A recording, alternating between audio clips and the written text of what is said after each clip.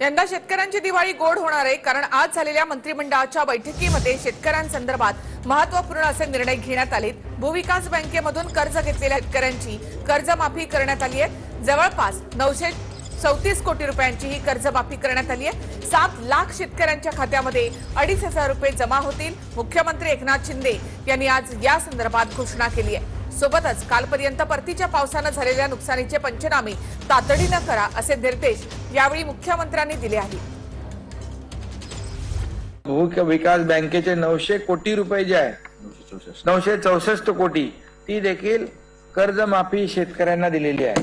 तो देखील मोठा निर्णय आहे आणि दिवाळीपूर्वी हे शेतकऱ्यांच्या खात्यात पैसे जमा झाले पाहिजे हा आपल्या सगळ्यांचा आग्रह होता आणि त्या आग्रहाच्या प्रमाणे आज त्याचं एक कार्यक्रम देखील आपण या ठिकाणी करतोय। कालपर्यंत झालेलं जे परतीच्या पावसामुळे नुकसान त्याचे देखील पंचनामे युद्ध पातळीवर झाले पाहिजे, त्याचा देखील नुकसान भरपाई शेतकऱ्यांना मिळाला पाहिजे।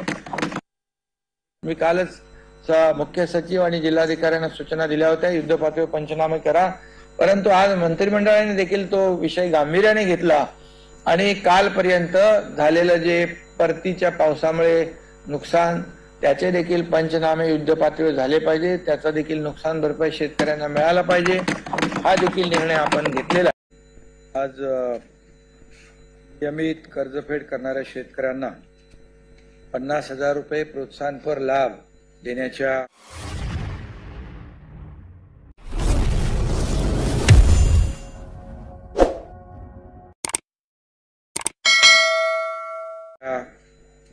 या अतिशय शेतकऱ्यांच्या दृष्टीने जिव्हाळ्याच्या कार्यक्रमाला उपस्थित राज्याचे लोकप्रिय उपमुख्यमंत्री देवेंद्रजी फडणवीस साहेब, आमचे मंत्रिमंडळातील सहकारी अतुल सावेजी, अब्दुल सत्तारजी, गिरीश महाजनजी, दादा भुसे, उदय सामंत, इकडे आपले शंभूराज देसाई आहेत, केसरकरजी आहेत, तानाजीराव आहेत, सर्व विखे पाटील साहेब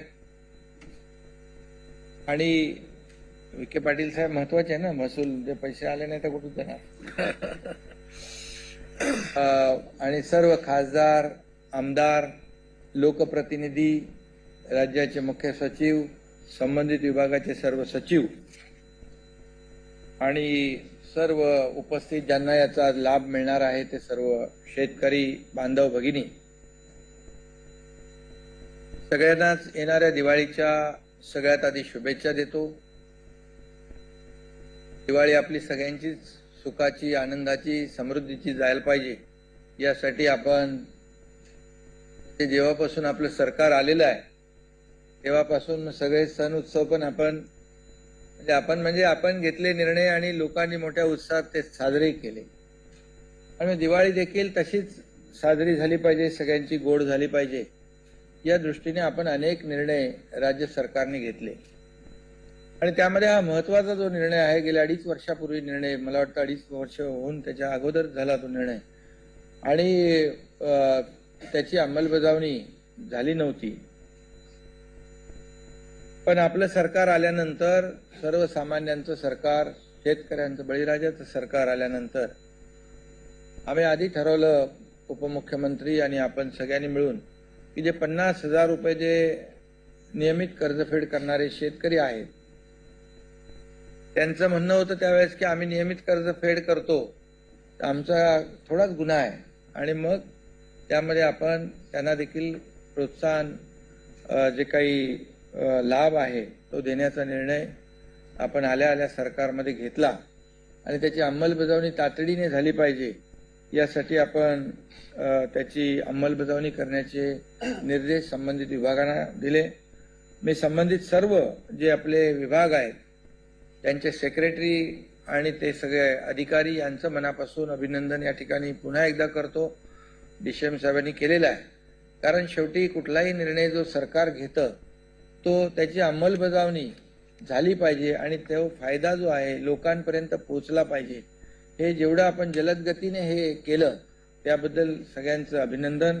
आज 6 लाख, जवळपास 7 लाख लाभार्थ्यांना, शेतकऱ्यांच्या खात्यामध्ये 2,500 कोटी रुपये जमा होतील. टोटल 16 लाख शेतकरी याच्यामध्ये लाभार्थी आहेत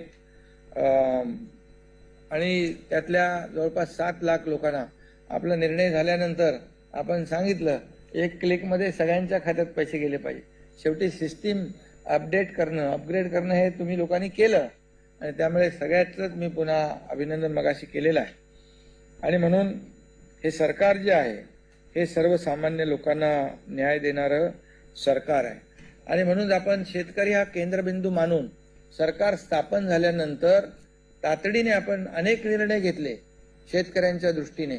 मग ते त्याच्यामध्ये त्यांच्या वीज पंपाचं युनिट दर कमी करणं असेल, अनेक योजना ज्या आहेत त्यांना प्रशासकीय सुधारित मान्यता देण्याचा असेल, हजारो लाखो हेक्टर जमीन पुन्हा ओलिताखाली आली पाहिजे यासाठी जे प्रकल्प थांबले होते त्यांना देखील आपण मंजुरी देण्याचा विषय असेल, त्याचबरोबर समुद्रात वाहून जाणारं जे वाया जाणारं पाणी त्याचं वळतीकरण करून ते आपल्या दुष्काळग्रस्त भागामध्ये पोहोचवण्याचा जो निर्णय आपण एक महत्वाकांक्षी ऐतिहासिक निर्णय जो तोही घेतलेला आहे आपण.